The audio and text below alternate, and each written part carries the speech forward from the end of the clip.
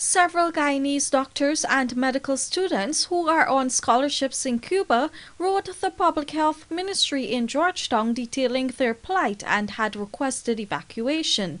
They complained about deteriorating conditions and difficulties in finding food, basic goods, and exposure to the COVID-19 virus in work settings.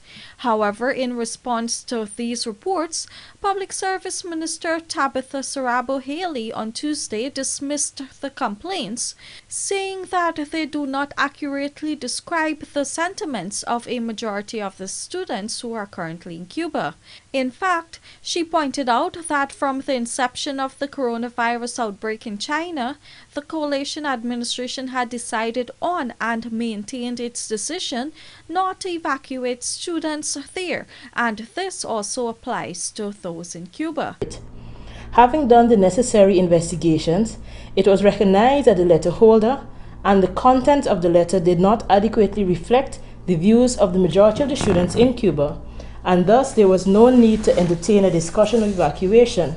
Instead, it was recognized that other forms of assistance would be required at this time, and we are working to send hampers to all 77 students, both fully funded and self-funded, who are currently in Cuba. Meanwhile, the Permanent Secretary of the Public Service Ministry, Soyinka Grogan, also explained that the Student Affairs Officer at the Guyana Embassy in Havana, Dr. Melissa Carlette Sengui, has purchased PPEs and hygiene supplies for the students. As we speak, schools are not physically open, but they are doing a lot of work online.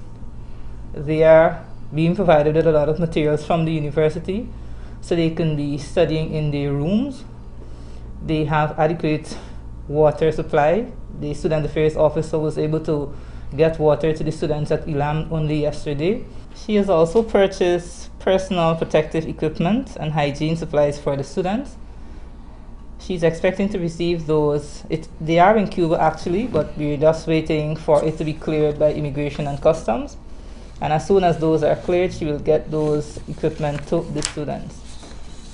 In the absence of those equipment, the students are using cloth masks that the university would have issued them. Grogan contended that 80% of the students would like to remain in Cuba and receive the hamper from the Guyana government. These are primarily, or this is primarily the case of the sixth-year medical students and the postgraduate students.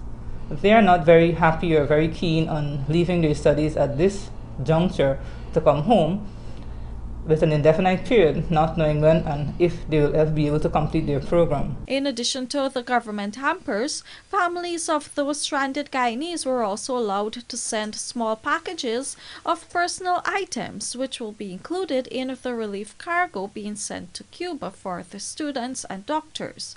Reporting for the Evening News, Fanu Manekchand.